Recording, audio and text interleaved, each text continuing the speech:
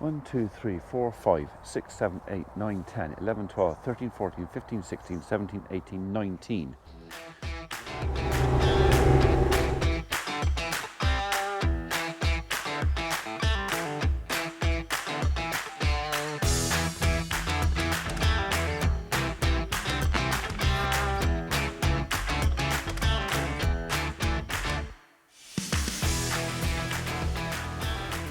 All right, well, anyway, I've got all the numbers here, so I'll have to go back because obviously I haven't counted them in order. So you've got plenty of grub left in there. I did put a big bale in there, didn't I? Look at that. They've chewed the middle right out of that. At least they can reach it. So, ground's getting a little bit mucky, but then we feed bales here every year. Excuse me, toast. The weatherman said dry this morning with the occasional shower. So, whereas actually what's really happened is it's rained all morning, even when the sun's out. So I emptied this, I don't think it was yesterday, I think it was the day before. So it's Tuesday, so I think I emptied this Sunday. So that's another 11 mil. I know that doesn't sound a lot, and to a lot of people that's nothing, but that's on top of the many other times this thing would have been filled up over the last couple of weeks. It's just soggy. Right, well, I would normally say morning world and welcome to Tuesday the 31st of October, but it's actually afternoon. It is in fact almost 1:15 in the afternoon. I've already shot some video this morning and I downloaded the card. Yeah, we won't go there. So I have some bits and bobs to do down here today. I avoided it first thing because it was just so blinking wet. I mean, the rain was driving. It drove in there. I might have to do something about that actually. I don't really want wet patches in there. Wet is not good. The cattle went back out this morning. They've crapped everywhere because that's what cattle do. But at the end of the day, we changed the bedding in here yesterday and took that barrier down. You would have seen that if you watched yesterday's video. But this is okay for another day. They can probably do another night in here, and that's bearing in mind all of them were in here. So that's not terrible, because when they come in, they're going to get separated. It'll be sort of half in here, half that side. So there'll be a lot more space. They'll have a lot more room to move around. I reckon somebody got their foot stuck under the gate there. Looks like it, doesn't it? Someone led down and then got their foot stuck under the gate. Anyway, right now they're out on the golf course getting a bit of sun on their backs. I don't mind that. But yeah, it is imminent now that they'll be coming in. Oh, they've had a bit more of that. So that's what's left of the garlic block. They don't really need any more now, the garlic salt block. There was some left in the bottom of there, but somebody had reversed up to it and dropped one in the bucket, so they hadn't eaten it. So I cleaned the mucky bit out yesterday, and they've been having another go at it. So that's all right. What's that noise? Oh, hedge trimmer, I think. Someone's hedge trimming turn.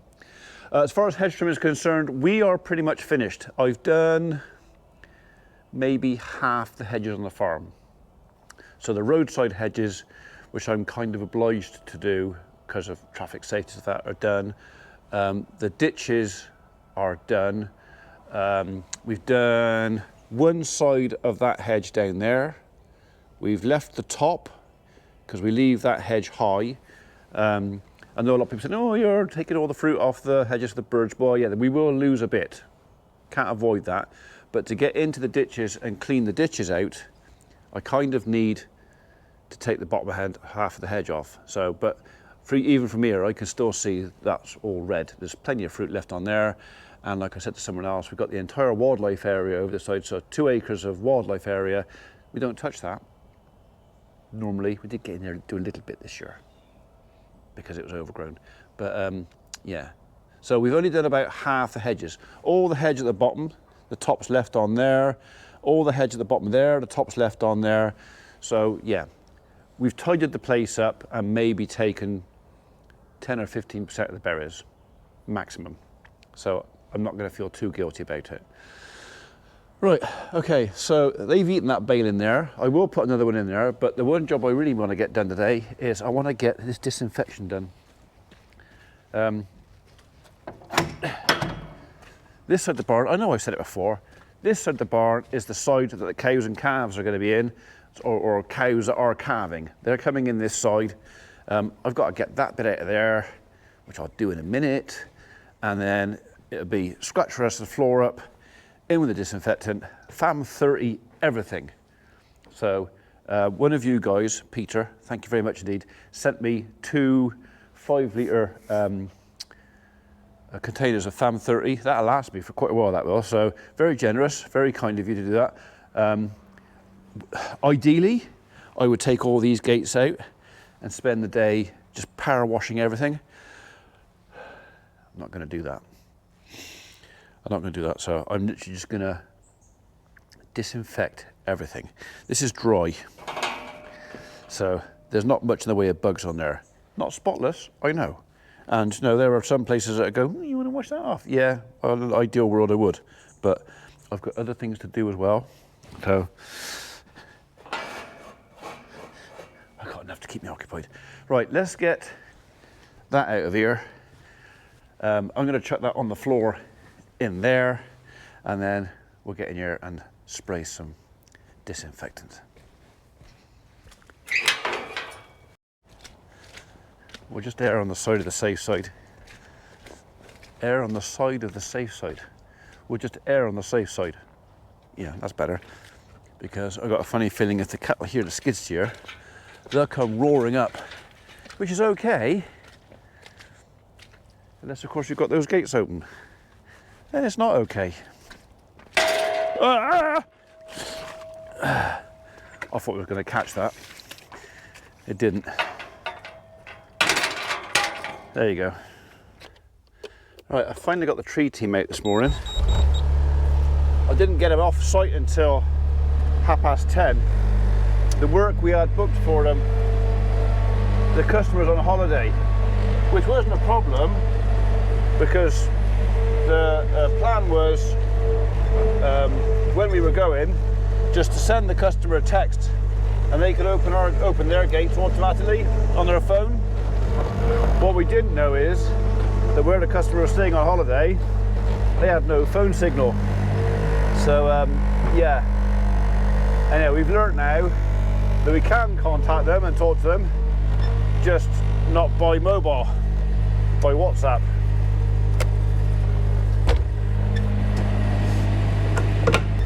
But it does mean at least the guys are out at work, so hang on. That's better.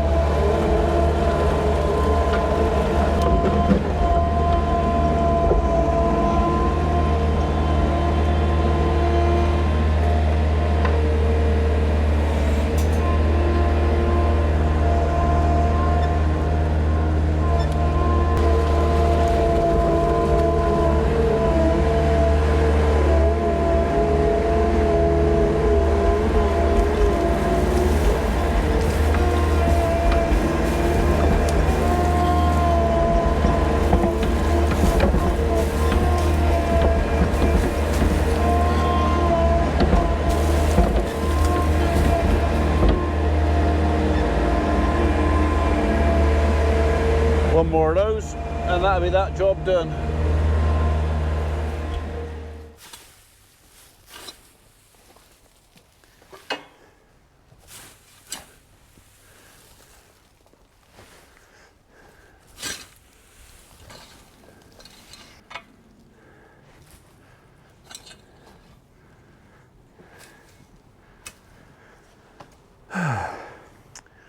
There's pros and cons for a stone floor. One of the cons is I'll never get it spotless. You can't, not without taking all the stone off. You can only get it clean, but not spotless. So that's the downside. The upside is it drains. So if this was a solid impermeable floor, I'd have to have drains put in. And the problem with drains and muck, they block up. Even big drains block up. So yeah, and not only that, we don't want this or any effluent from this getting into the drains that go down to the ditches. So yeah, pros and cons. It's hard floors are great if you've got the tanks to catch everything and the system to transport it to where you want to go, and then of course the means to get rid of it once it's in there. So this way everything stays solid. I can deal with solid.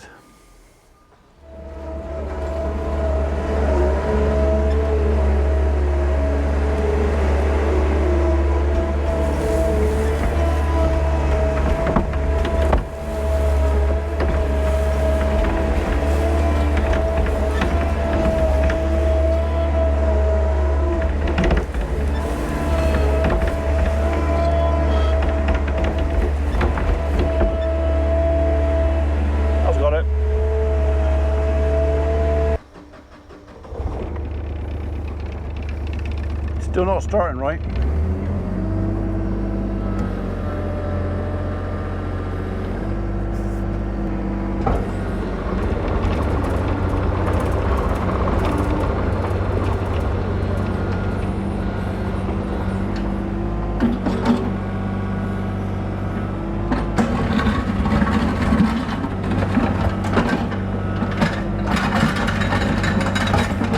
This is just the last bits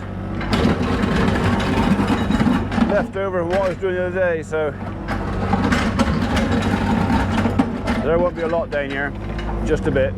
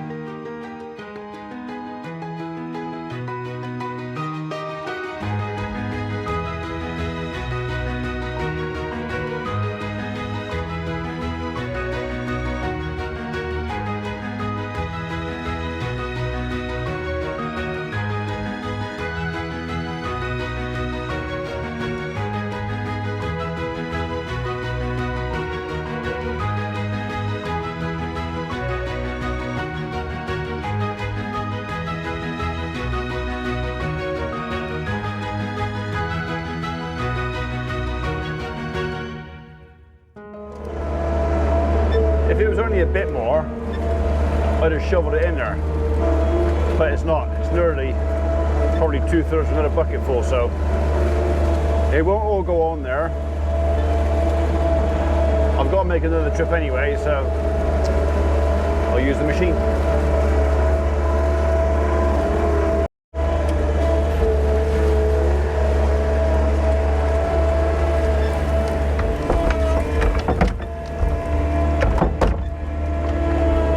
Make some good stuff for the ground though.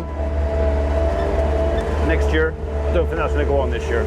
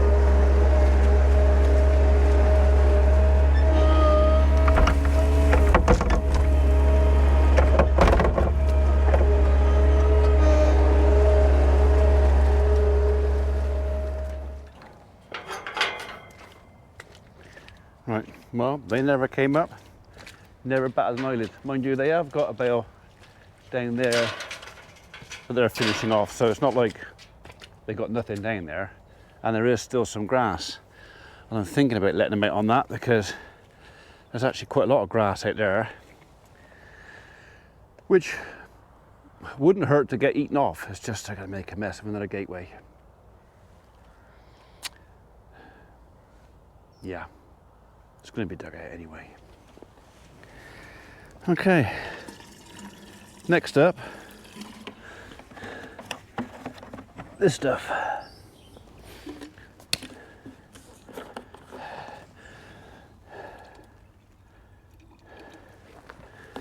Be generous.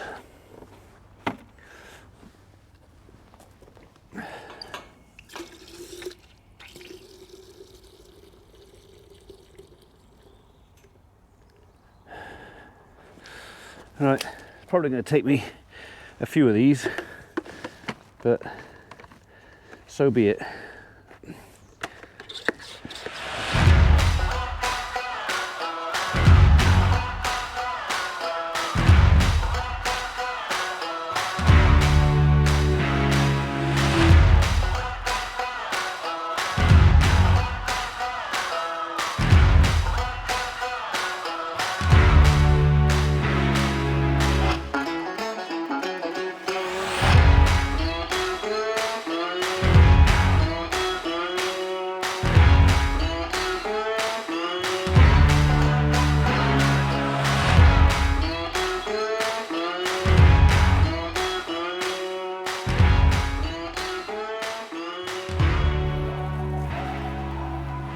Right, floor.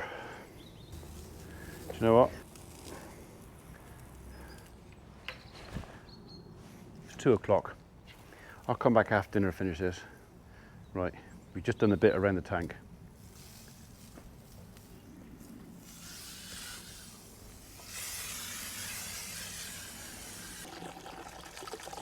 We'll wash it out first though. Alright, I admit it, I'm not using the dirty hurdles that were in here. I did disinfect them, but I thought, you know what, I got some new ones outside. I'll leave the dirty ones outside in the weather. They can clean off outside by themselves, and I'll just bring some new ones in. And then I'll have 2 sets of dirty hurdles.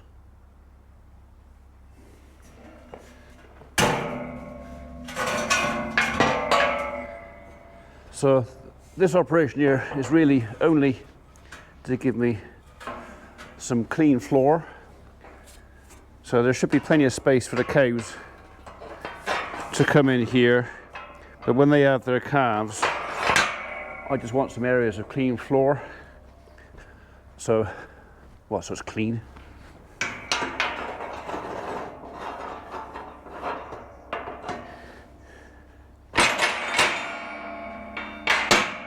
Like that.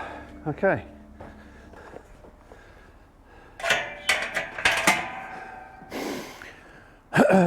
Okay, so I've disinfected this floor once already. I'm going to do these bits again because this is where newborn calves are going to come in. This is the bit I need clean, although it's quite likely they'll be born out there, so I've got to keep everything reasonably hygienic. But in here, this is where we put cows and calves, and we can move stuff up and down in hurdles and race and pens. We should be okay. Right, let's put everything else away.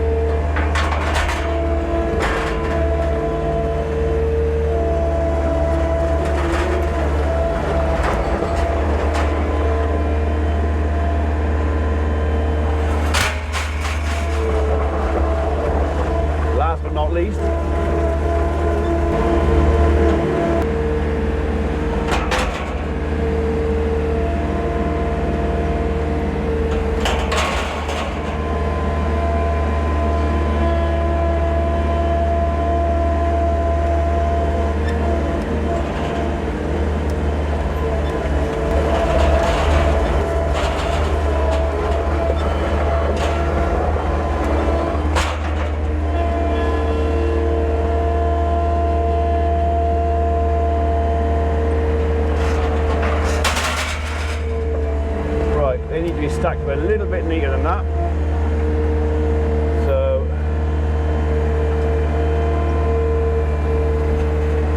no, one more.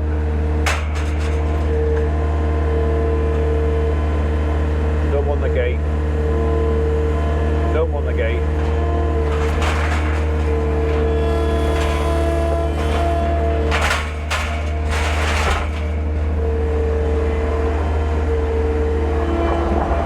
That's better.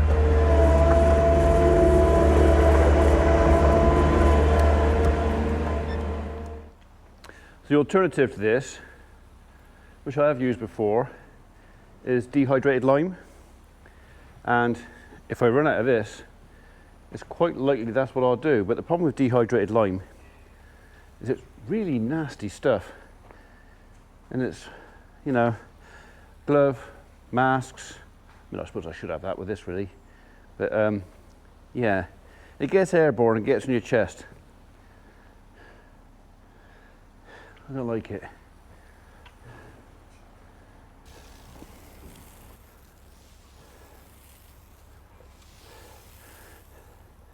So I'm using this up there on this end mainly because this is the wet end, the damper end. So if we're going to get bacteria, this will be the end that's going to suffer the most. Okay, time to wash you out again, eh?